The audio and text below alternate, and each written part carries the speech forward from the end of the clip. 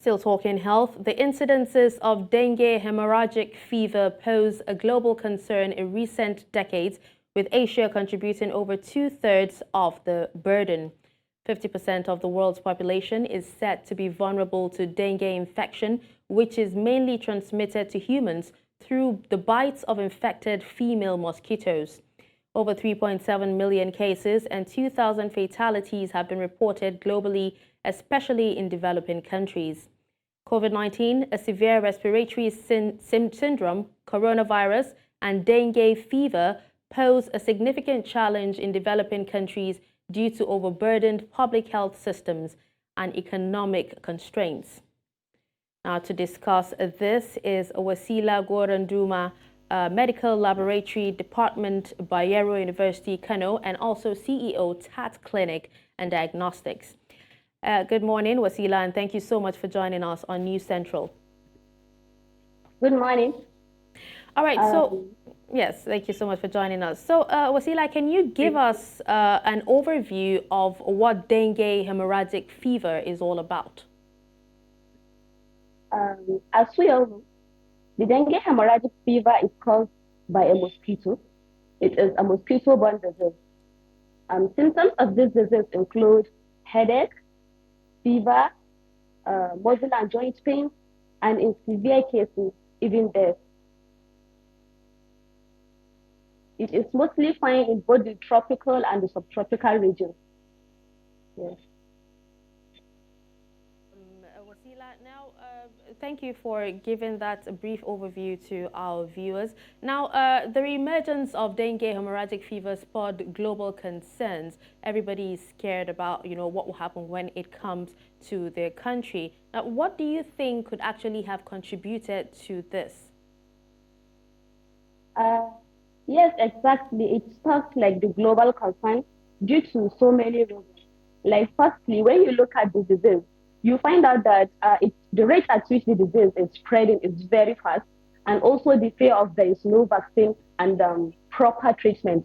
Secondly, the severity of the illness, especially in children, how it is causing sudden death.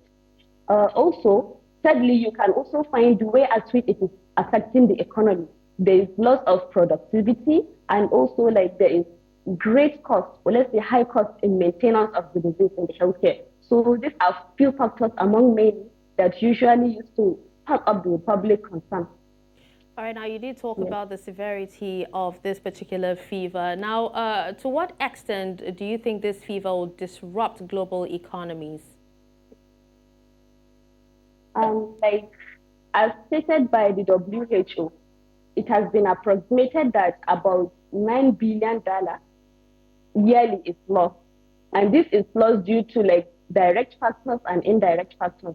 The direct factors include factors such as like loss in productivity, high cost for maintaining of the disease, while indirect factors can be tourism. When there is an outbreak of the disease, like people don't usually move around. The way people will come to places for tourism and the generation of the income is surely going to drop. And also there is decrease in investment, different businesses investment. When there's, let's say, like in COVID, when there is lockdown, people tend to be at home, businesses to be closed, so there's surely going to be very decreased rate of investment. So that's how it usually affects the global economy. All right, now quickly, let's talk about the containment efforts of the WHO. Now, what mitigation efforts, can nations and the World Health Organization implement to prevent a progression of this particular outbreak?